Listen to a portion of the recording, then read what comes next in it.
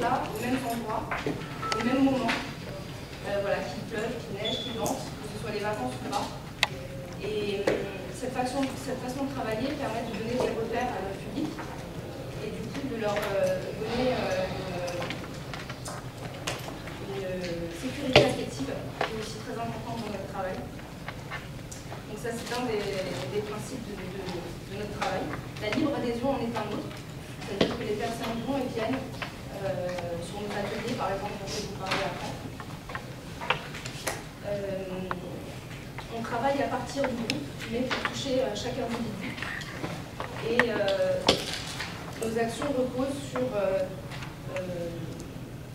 le travail, la valorisation par le travail, le travail dans le public avec eux. On le fait s'exprimer. Et enfin, on travaille beaucoup sur la relation.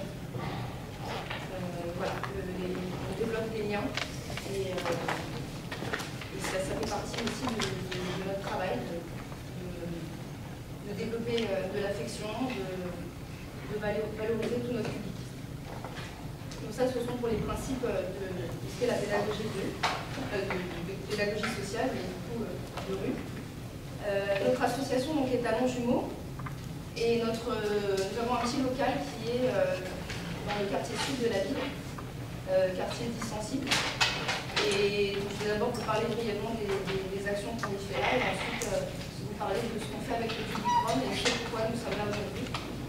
Voilà, donc dans le quartier sud de Longjumeau, on met en place des ateliers de rue au pied des immeubles, donc dans les quartiers, dans le quartier même, donc au pied des immeubles ou à la sortie des écoles, donc, comme je disais tout à l'heure, à des jours précis, toujours les mêmes heures.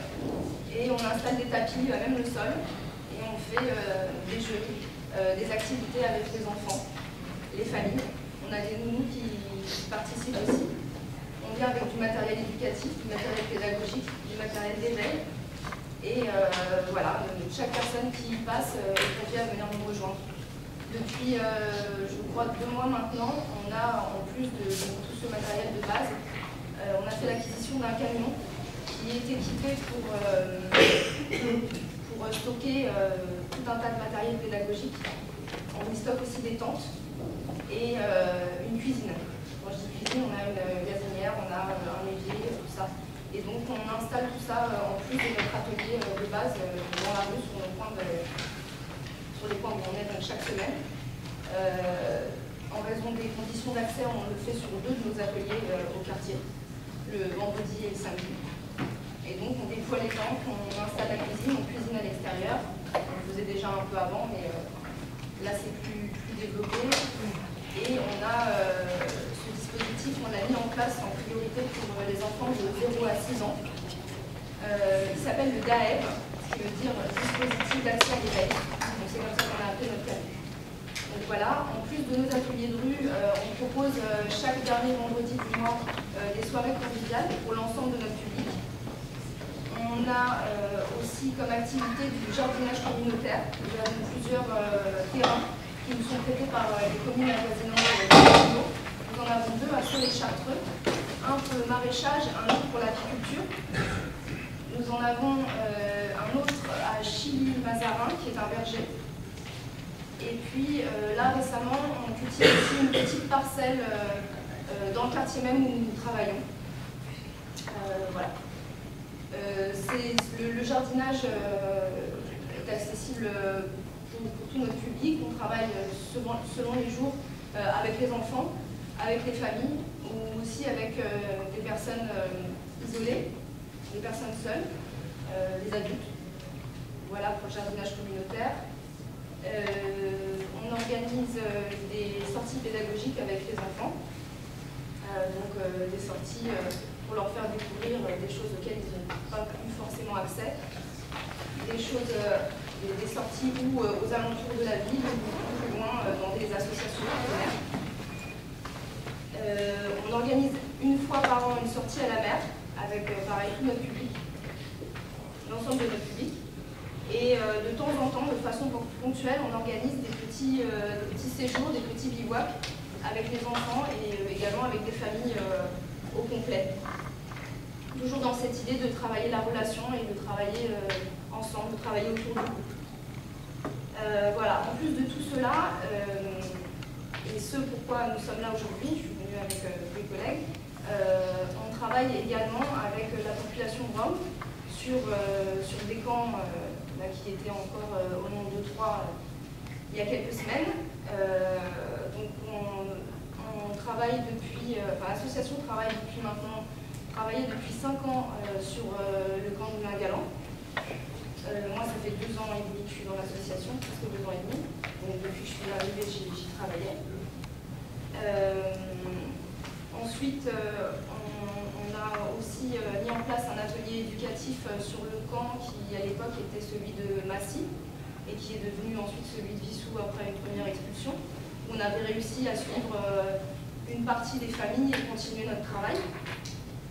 Donc ça, c'est toujours en cours, mais ils sont menacés d'expulsion d'ici la fin de l'année scolaire.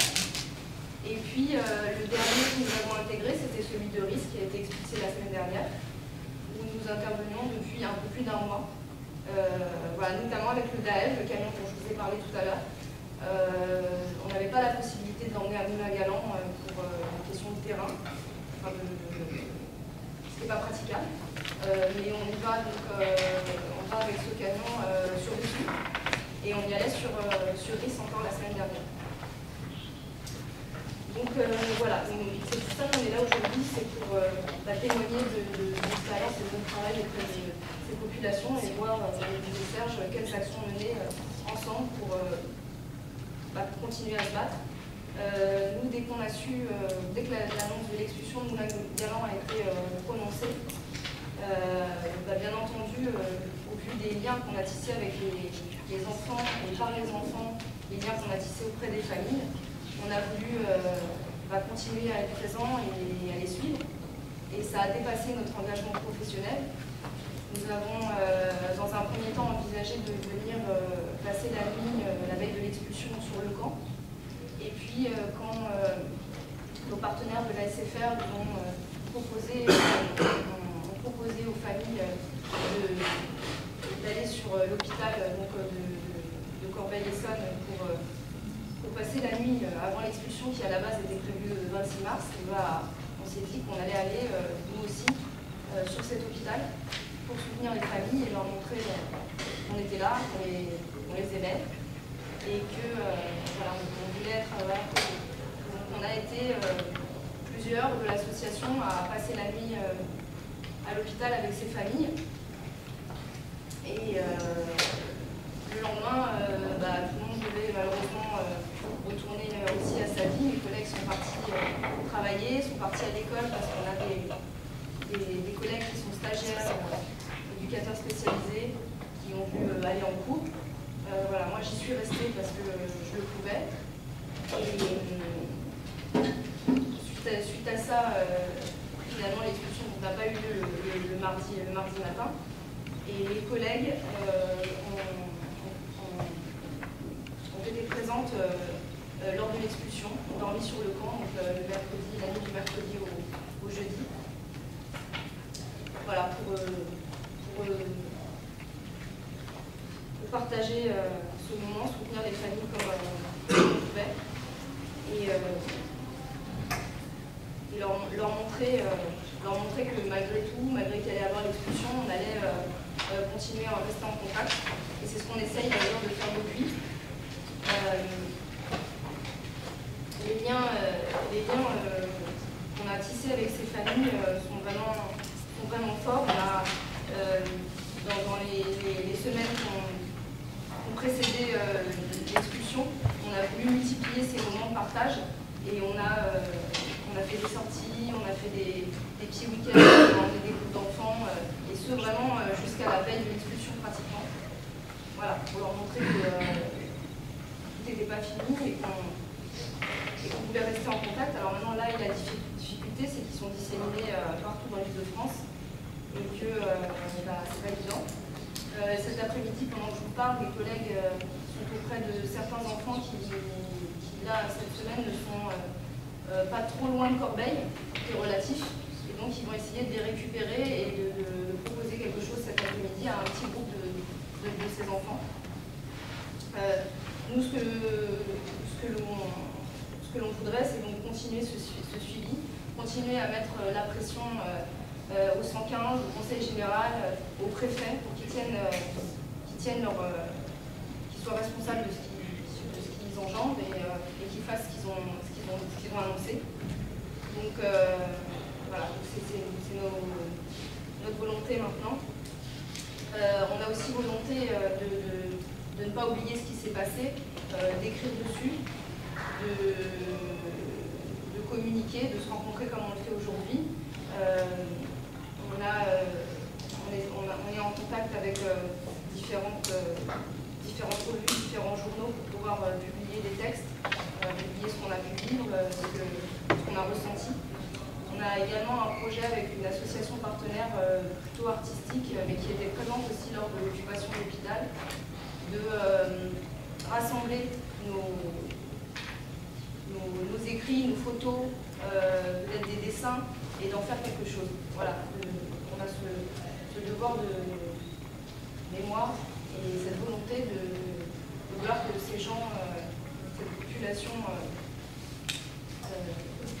ne disparaissent pas, du moins administrativement, pardon, et voilà, de témoigner de tout ce qui se passe et de notre travail comme de notre engagement. Je crois que j'ai fait le tour de ce que je voulais vous dire. Cette situation, au fond, n'est pas, hélas, aussi nouvelle qu'on pourrait le croire, dans la mesure où c'est ce que j'essaie de montrer, il serait assez facile, j'essaie de faire, de montrer au fond que les républiques, la 3e, la 4e et la 5e, ont toujours fonctionné avec une sorte d'état d'exception permanent imposé à différentes catégories de la population, que ce soit des catégories de la population éventuellement nationale, les classes pauvres et dangereuses, prolétaires, prostituées, vagabonds, que ce soit des populations étrangères, ceux que j'appelle les colonisés immigrés, jusqu'à ce que, entre guillemets, on leur accorde l'indépendance, souvent arrachés par les armes. Et la chose s'est poursuivie, évidemment, pour un certain nombre d'étrangers en situation régulière, mal nommés clandestins.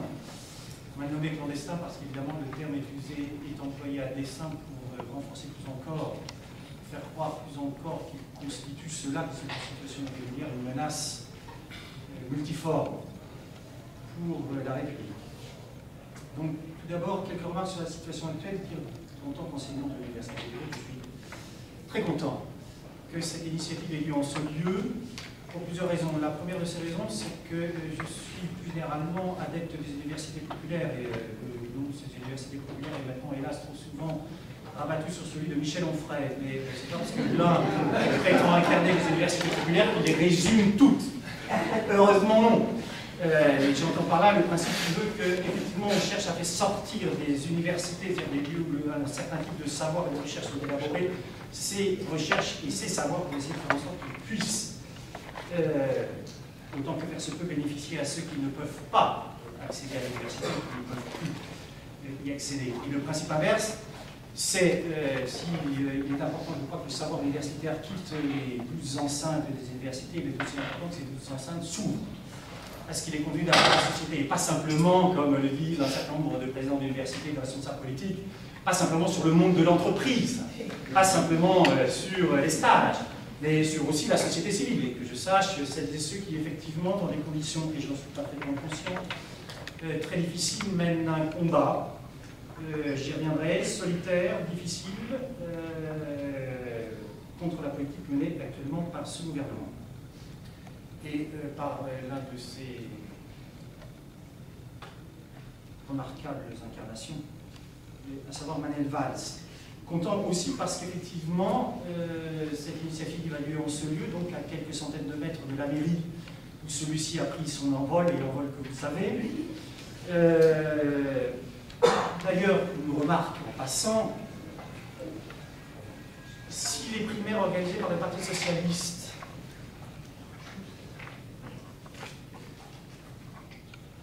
avaient véritablement servi non pas seulement à désigner celui qui allait être candidat a finalement été élu président de la République.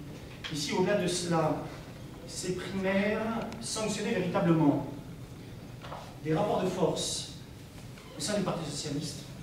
Alors celui qui est actuellement le ministre de l'Intérieur aurait dû voir sa carrière politique s'achever au lendemain même des primaires. Parce que comme chacun le sait, il a réalisé le score le plus dérisoire au sein des primaires socialistes. La preuve que ces primaires ne servent à rien de ce point de vue-là, c'est que, sitôt fait, et après, de ce point de vue-là, il a les convictions de ses ambitions, et ce n'est pas la première fois qu'il le manifeste. Il a évidemment rallié le candidat le mieux placé pour remporter la élection présidentielle, et de son point de vue, le mieux placé pour lui assurer un brillant avenir politique, du moins ce qui met sous le terme de brillant avenir politique. C'est qu'il conçoit comme tel. Rappelez ceci que si aujourd'hui Manuel Valls est donc l'objet de critiques légitimes, je les trouve à la fois justes, évidemment nécessaires mais insuffisantes, dans la mesure où on ne peut pas ne pas rappeler que celui qui l'a fait ministre est président de la République et que par conséquent Manuel Valls est là pour appliquer une politique qui n'est pas exclusivement et uniquement la sienne, mais qui est bien la politique voulue par le chef de l'État, par le Premier ministre, et faut-il le rappeler, cautionnée, approuvée par les ministres, on dit d'ouverture, mais d'Europe Écologie Les Verts, et soutenue par les parlementaires de la même formation politique, que ce soit à l'Assemblée nationale et au Sénat. J'y reviendrai, je n'ai pas ouï dire que cela, ce soit, comme disait Clemenceau à propos d'un autre débat sur la question coloniale, que cela, à l'Assemblée nationale et au Sénat, se soit levé d'un seul bond, ce qui, assurément, relativement à la politique menée contre les Roms, aurait mérité un tel geste pour protester contre les expulsions réitérées, répétées, annoncées, assumées en plus haut lieu. Manuel Valls n'est pas, par ailleurs, novice en la chose. Pour dire les choses autrement, c'est même un multirécidiviste patenté. Dans la mesure où, faut-il le rappeler, il a à propos et déambulant sur les doux marchés de sa délicate commune, alors même qu'il savait pertinemment que ses propos allaient être enregistrés et filmés, et visiblement il tenait à ce que cela en soit ainsi. Donc il ne s'agit pas d'un dérapage, il ne s'agit pas, entre guillemets, d'une bavure langagière, il ne s'agit pas d'une petite phrase prononcée en privé, il s'agit d'une orientation politique assumée en tant qu'il était maire, lorsqu'il s'adressait ainsi à son conseiller, en lui déclarant, déambulant sur un marché, qu'il faudrait qu'il y ait un peu plus de blancos, parce qu'il parle la langue de Cervantes, évidemment, qu'il y ait un peu plus de blancos sur les marchés, etc., etc. Et lorsqu'effectivement les propos ont été rapportés, Manuel Valls a effectivement totalement assumé ses propos. Et par ailleurs, il a pris un certain nombre d'autres positions qui, faut-il le rappeler, ont suscité cette réaction tout à fait stupéfiante, une disant, relativement à l'ensemble de ses prises de position, que ce soit sur la question de la politique d'immigration de l'ancien gouvernement, ou que ce soit un certain nombre de ses prises de position relatives à la question économique et sociale, qui n'avait pas sa place au Parti socialiste. Alors, qui est l'auteur de cette saillie, pour le moins singulière, assurément, une question qu'on peut se poser légitimement. Ce n'est pas Jean-Luc Mélenchon, ce n'est pas Olivier Besançon du NPA, ce n'est pas des partisans échevelés du droit de l'homisme, c'est Martine Aubry, première secrétaire du Parti socialiste. Et assurément, la question mérite d'être posée, mais globalement, nous avons aujourd'hui la réponse. À tout point de vue. Manuel Valls qui est donc cela, mais Manuel Valls qui est aussi, puisqu'il se trouve que j'ai trouvé les affiches là, l'inventeur, alors outre le nom délicat, délicieux évidemment, mais qui là devient d'une obscénité absolue, eu égard aux pratiques qui ont eu lieu, évidemment, il n'est pas dans le droit de mairie socialiste, éventuellement à la capitale de Paris, où il n'est pas de bon ton, bien sûr, de mettre en place une place des droits de l'homme. Ça fait partie des suppléments d'âme, rhétorique, odonymique, pour le dire en ce terme, c'est-à-dire qu'on consiste à donner le nom à une place ou à une rue, et qui globalement, évidemment, n'engage strictement à rien. Il ne fait que souligner plus encore le décalage terrible qu'il y a entre cette espèce de supplément d'âme morale et l'obscénité de la politique mise en œuvre. À quoi s'ajoute, puisqu'il est aussi l'inventeur de cela, et que son successeur à la mairie d'Evry poursuit là-dessus, que Manuel Valls est l'inventeur à Évry des journées, excusez du peu, de l'éthique, de la morale, donc, en politique. Donc, comme chacun sait, il est un des représentants absolument admirables, cette éthique et cette morale, qui, surtout par les temps qui courent et au regard de quelques affaires qui défraient la chronique, évidemment, occupe une place très importante dans la rhétorique politique, mais là aussi, et là encore, n'engage strictement à rien d'autre que la mise en scène de soi comme prétendu défenseur des droits de l'homme et prétendu défenseur morale républicaine. Parce qu'évidemment, ceux-là qui pourchassent les étrangers et les Roms en particulier sont et socialistes et terriblement républicains. Alors, sur les propos de Manuel Valls, les Roms ne pouvaient pas s'intégrer, qui a suscité à juste titre une réaction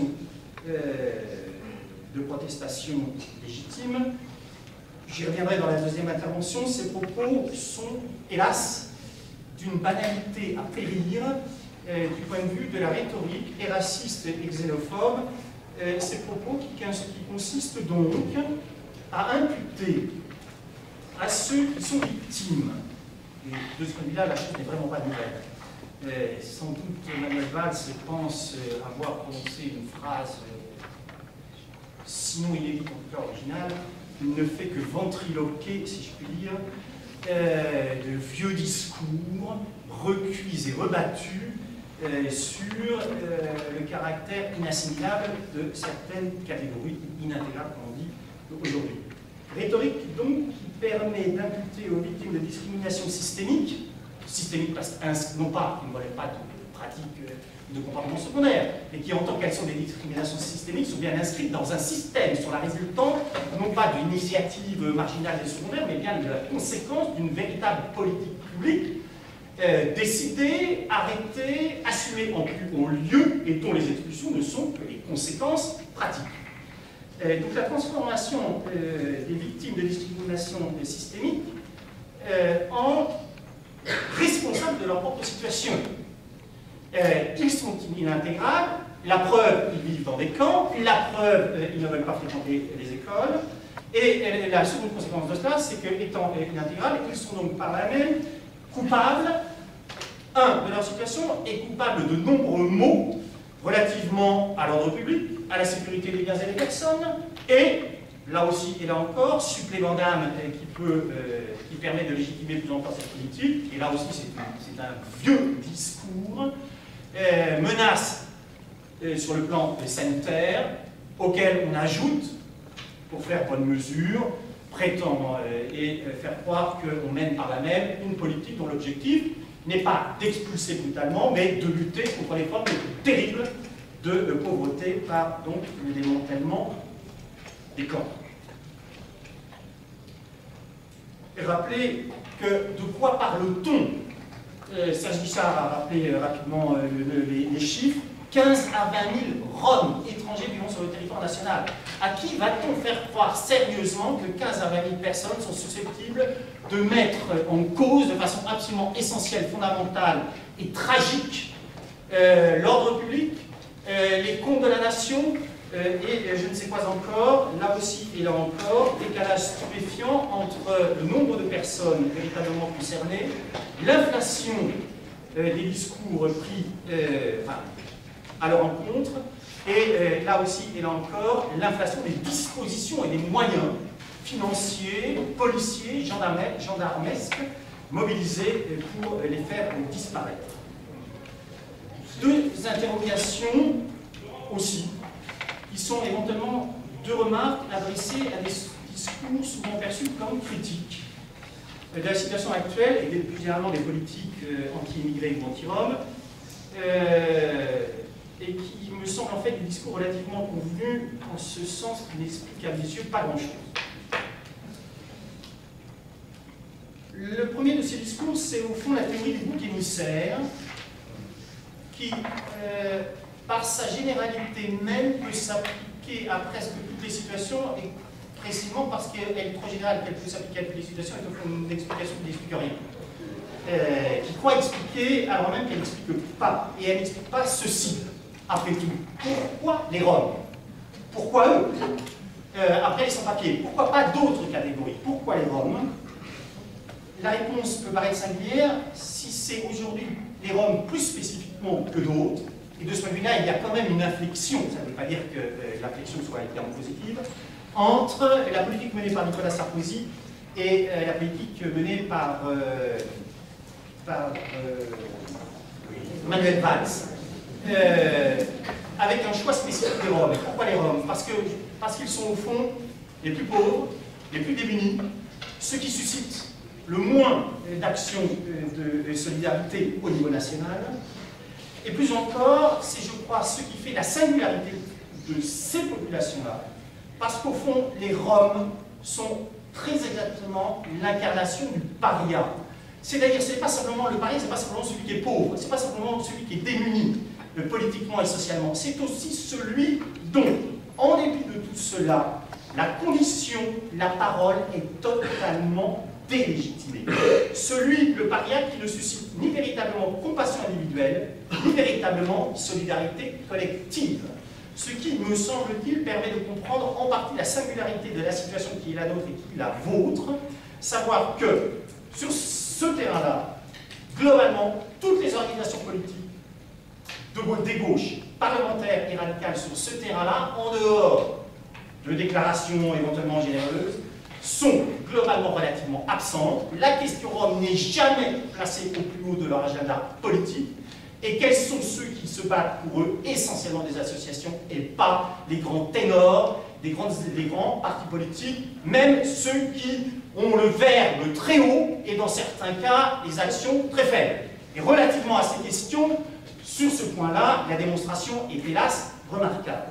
Le deuxième point, et je vais finir là-dessus, vraiment, et en tout cas c'est pourquoi les Roms? Parce qu'ils sont des parias, et pourquoi, au fond, cette insistance des pouvoirs publics à vouloir mettre en scène ces actions menées contre les plus pauvres, les plus démunis, les parias. Autrement dit, pourquoi cela? Là aussi, là encore, les réponses les plus souvent apportées me paraissent convenues et ne rien expliquer. Alors, on a droit parfois à l'explication de la diversion, c'est-à-dire en menant cette politique, on va faire une diversion, qui est un discours très convenu et qui repose, à mon avis, aussi sur une représentation passablement méprisante des citoyens et du peuple, comme si les citoyens en général, et le peuple plus communément, allaient simplement se faire prendre au piège de cette diversion et croire qu'effectivement les problèmes de l'heure, c'est de démanteler les camps. La réponse me paraît incroyablement faible et en fait ne pas correspondre du tout. Alors pourquoi cette insistance? Sans doute c'est une hypothèse, parce qu'au fond, et ça permet sans doute de comprendre les raisons pour lesquelles ces politiques publiques anti-immigrés et anti-roms sont des politiques publiques qui ne sont pas simplement assumées par des gouvernements de droite, mais aussi par des gouvernements de gauche, et pas simplement en France, mais également par le passé en Grande-Bretagne et en Espagne, parce que cette politique publique autoritaire permet, dans un contexte, et de cela, c'est un autre débat, et dans un contexte où l'État-nation est en train de disparaître sous nos yeux, permet de mettre en scène l'État du point de vue de ses activités régaliennes les plus traditionnelles et de faire croire que cet État, notamment dans le domaine de l'ordre public, notamment dans le domaine de la régulation de ce qu'il est conduit à appeler entre guillemets les flux migratoires, dispose encore de pouvoir et a les moyens d'appliquer la politique qui est la sienne. Autrement dit, de faire croire que l'État et ceux qui l'incarnent à un moment donné, les responsables politiques, ont pris sur la situation, font ce qu'ils disent et disent ce qu'ils font, alors que dans tous les autres domaines, et de ce point de vue-là, la situation qui est la nôtre, sur le plan économique et social, nous démontre jusqu'à l'écœurement, alors que dans tous les autres domaines, globalement, les instruments nationaux de politique anti-crise sont des instruments qui sont d'une extraordinaire faiblesse, parce que globalement, le pouvoir aujourd'hui s'est déplacé des États-nations au profit d'entités supranationales comme l'Union européenne. Je précise, mais c'est un autre débat, que en ce qui me concerne, cela ne me dérange pas du tout, je ne suis pas du tout un nostalgique de l'État-nation et sa disparition ne nous fera pas verser une seule larme. Je vous remercie. Je voudrais commencer par nous rappeler cette citation de Bertolt Brecht, qui est que ce qui fait peur, ce n'est pas le bruit des bottes, mais le silence des pantoufles. et qu'il faut qu'on s'interroge sur les raisons de pantoufles aussi silencieuses aujourd'hui. Quels sont les processus qui ont pu conduire, cette fois-ci, non pas du côté de l'État, parce que là je partage beaucoup de choses de ce qui a été dit par Olivier, non pas du côté de l'État, mais du côté de notre société civile. Qu'est-ce qui fait que nous ayons pu être, de manière aussi massive, anesthésiés et dans l'incapacité de saisir ce qui est en train de se jouer? Vous aurez compris que sur la question Rome, je suis sur une posture de l'inquiétude. Je pense qu'il ne faut vraiment pas prendre à la légère et sous-estimer, par exemple, ce que nous avons pu voir à Marseille, même si les médias en ont rajouté, mais pour avoir été invité dans ce quartier, il y a eu de vrais habitants réellement qui se sont mobilisés contre les Roms, même si ça n'a pas été dans la forme que les médias en ont décrit, mais des vraies mobilisations. Et il ne faut pas prendre cela à la légère. On s'interroge sur qu'est-ce qui peut conduire des milieux populaires, et puis vous avez vu dans les médias comment ils étaient heureux de mettre en scène des citoyens issus de l'immigration maghrébine, d'intervenir contre les Roms. Et donc il ne faut pas sous-estimer ce qui est en train de se jouer, et il faut tenter de le comprendre. Alors je ne me suis pas du tout concerté avec Serge, mais j'avais prévu de vous parler un peu de Frantz Fanon. C'est écrit, donc c'est effectivement une convergence qui me semble essentielle. Je pense vraiment qu'il faut que nous relisions Frantz Fanon.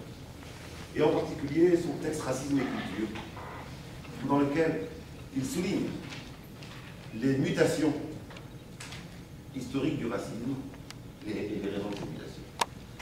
En particulier, il fait cette remarque sur le passage du racisme biologique au racisme culturaliste, dans lequel il souligne que c'est bien l'état du rapport de force sociale, c'est-à-dire le combat anti-nazi et les luttes pour la décolonisation, qui ont contraint le racisme biologique à transmuter, à prendre une nouvelle forme, qui a été la forme culturaliste du racisme.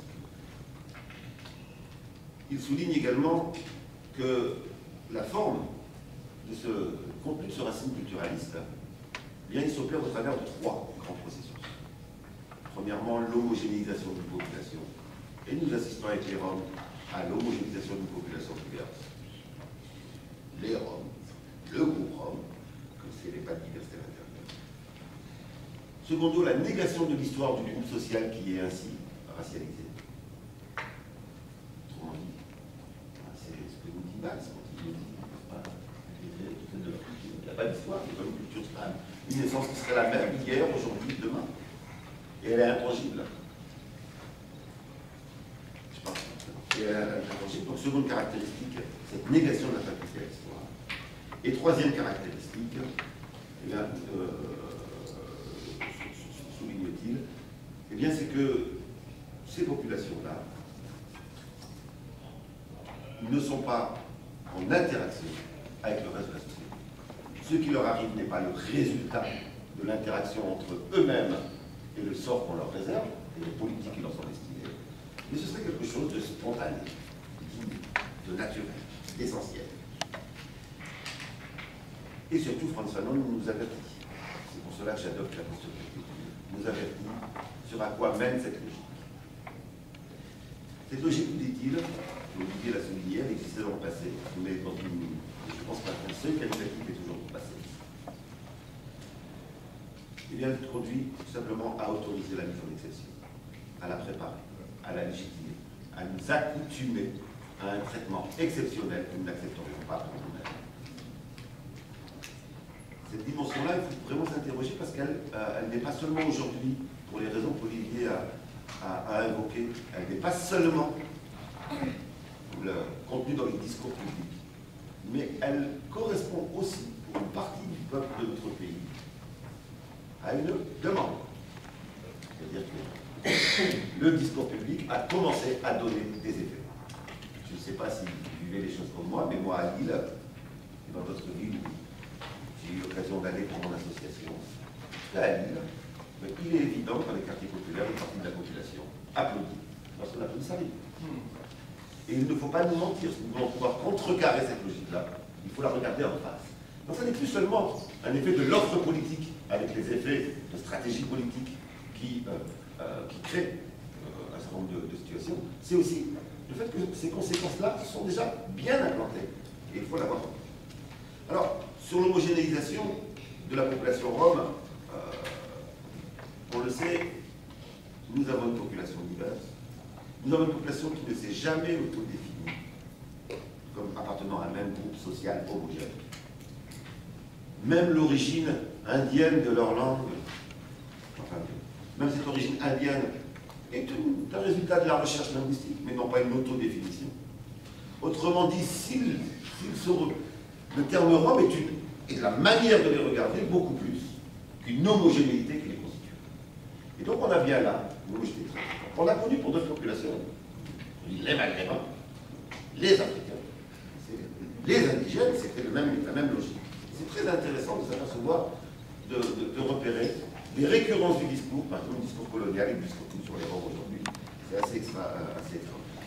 Seconde caractéristique d'homogénéisation, assez répandue, je ne dis pas au niveau simplement du public, mais encore une fois, au niveau de notre peuple, c'est des nomades. Mensonge historique. 80% d'entre eux étaient et sont sédentaires. Mais la prégnance de cette image, ça fait partie de cette mise en homogénéité d'un groupe qui va permettre de les présenter comme un abcès vis-à-vis duquel on peut tout se. Je dis bien tout comme ça, pour la posture de l'inquiétude est réelle. Alors, tout cela va conduire cette homogénéisation, va déboucher logiquement, à partir du moment où ils sont homogènes et qu'ils constituent un eux. Il n'est pas le même que nous. Nous aussi, nous sommes homogènes, parce que la construction d'un E permet d'homogénéiser le nous, qui est loin d'être homogène, bien entendu. Eh bien, on peut, du coup, poser le diagnostic qu'ils sont incapables d'histoire. Les Roms d'aujourd'hui seraient les mêmes qu'il y a 3 siècles, et seront les mêmes dans 3 siècles. C'est ça que veut dire la phrase de Valls, ils ne peuvent pas s'intégrer en raison de leur culture. Sinon, ils pourraient poser la question que leur culture, comme toutes les cultures du monde, va connaître des mouvements historiques, se transformer, etc. Je ne rentre même pas dans la critique du concept d'intégration qui est un autre sujet, mais rien qu'en prenant l'idée qu'elle est possible, cette idée que la culture serait un obstacle à l'intégration signifie qu'on a une vision de leur culture et une vision non historique. Ils ne peuvent pas évoluer. À la différence de nos cultures qui sont portées par l'histoire, leur culture est marquée par la reproduction simple, permanente, allemande. Ils ne sont donc pas intégrables, et du coup se pose la question, comment penser la place de personnes culturellement inintégrables? Et pour cette raison, je vous laisse chercher la réponse, mais dès que la question se pose ainsi, eh bien, il y a 2 manières. L'exclusion ou le traitement d'exception légitime. C'est-à-dire s'autoriser des choses auxquelles on ne peut même pas penser aujourd'hui. L'image globale que porte ce discours sur une culture qui bloquerait la présence sur le territoire, qui serait incompatible avec notre société, c'est l'image d'une minorité rome, transnationale, au même moment où on parle d'identité nationale, etc., transnationale, sans attache, et donc qui ne peut pas avoir un sursaut patriotique, un patriotisme économique auquel nous appellent certains, etc., sans attache, cosmopolite, depuis des siècles, et que c'est ça qui fonderait la culture. Le drame, c'est que même certains amis qui pensent aider les Roms par un discours sur la culture rome de la liberté, le voyage, etc., renforcent par une lecture qui est très ressemblante à l'orientalisme qui était tenu sur les populations maghrébines, où on fantasmait un Orient qui n'existait pas, et bien ici on fantasme des Roms qui n'existent pas, alors qu'ils demandent des droits du travail et un logement, on dit qu'ils veulent la liberté, voyager, être nomades, etc.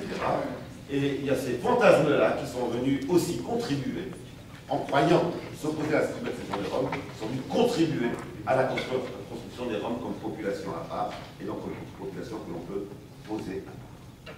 3e caractéristique, si je reprends Fanon, eh bien,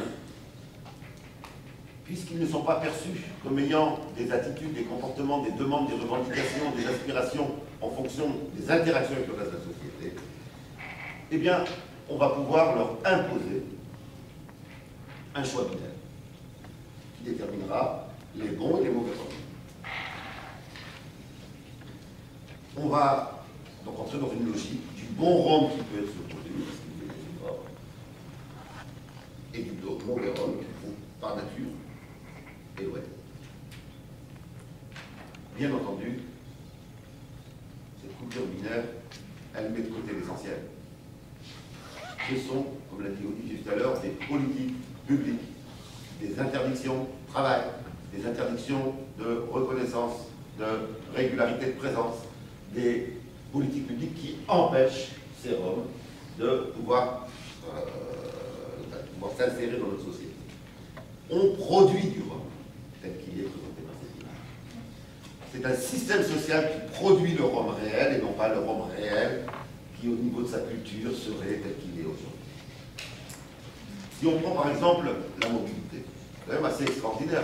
Aujourd'hui, on reproche aux Roms leur mobilité, leur nomadisme. Au même moment, ce sont toutes les décisions qui sont prises qui imposent une mobilité. C'est de la mobilité imposée. À chaque fois qu'on est sur un concept, il faut toujours se poser la question, est-ce que c'est de l'imposer ou du choix? Sinon, on ne comprend plus rien, il y a un débat qui sont complètement perdus. Regardez tous les débats qu'on a eus sur par rapport à notre population. On a eu des raisonnements similaires, mais à mon avis, avec un seuil de gravité moins important, même s'il était très grave. Je parle des populations musulmanes de notre pays. Regardez tout le débat sur la mixité qu'on a eu. Oui, certaines femmes demandent des créneaux pour aller à la piscine et l'islam les empêche de s'intégrer à ces Français. Alors, on a fait un délire là-dessus, des émissions de radio, de télé, des hommes politiques qui prennent la parole, des délires à l'Assemblée, tout cela entendu par le Français moyen qui souffre du chômage, de la précarité, etc., et qui est imbibé par tous ces discours-là. Eh bien, la mixité, si on ne pose pas la question, mais de quelle mixité parle-t-on? Les féministes se sont battus pour une mixité choisie. C'est-à-dire pour des moments non mixtes et d'autres moments mixtes. Autre chose est la mixité imposée. C'est exactement la même chose sur la mobilité. On nous parle de mobilité dans la culture rome sans se poser la question des conditions historiques, sociales, économiques qui, hier comme aujourd'hui, ont amené les Roms à une mobilité. Alors, pourquoi je vous dis tout cela? Et je m'arrêterai là pour reprendre la parole après. Bien, je vous dis tout cela parce que ça nous permet quand même d'anticiper, si on écoute Fanon, sur la suite. Ce sera ma seconde intervention tout à l'heure sur quelles sont les anticipations qui s'annoncent au travers de ce que nous vivons aujourd'hui. Mais je voudrais terminer en citant quelqu'un d'autre qui est Aimé Césaire. Qui est Aimé Césaire qui a l'avantage de nous avoir alertés, je l'ai souligné tout à l'heure, nous avoir alertés sur le fait que à chaque fois qu'un mouvement d'oppression passe un seuil qualitatif, et je pense qu'avec les Roms, nous passons un seuil qualitatif. S'il y a des pogroms demain, bon, ce ne sera pas contre les musulmans, pas dans un premier temps. Ce ne sera pas contre les maghrébins, pas dans un premier temps. Les premières populations musulmanes seront les Roms, compte tenu de ce consensus plus large avec les Roms qu'avec les autres. Pour les autres, c'est très consensus bien large, hein, mais Césaire nous disait, à propos de la colonisation, je pense qu'on peut le dire aujourd'hui à propos de ce que notre société expérimente vis-à-vis des Roms, que les conséquences d'un système d'oppression ne sont pas seulement sur l'opprimé. Et il nous disait, c'est ce que je disais tout à l'heure, pour caractériser cela, la colonisation décivilise le peuple du pays colonisateur. À chaque fois, nous ne sommes pas capables, après, je comprends qu'il y aurait un temps sur l'action, si nous ne sommes pas capables d'enrayer ce qui est en train de se construire à propos des Roms, eh bien c'est nous-mêmes qui nous décivilisons. Tout simplement par le processus d'accoutumance humaine, d'accoutumance progressive. Et c'est effectivement ce qui est en train de se dérouler. Voilà pour la posture de l'inquiétude, et je dirai tout à l'heure quelques éléments sur quelles conclusions on peut en tirer au niveau.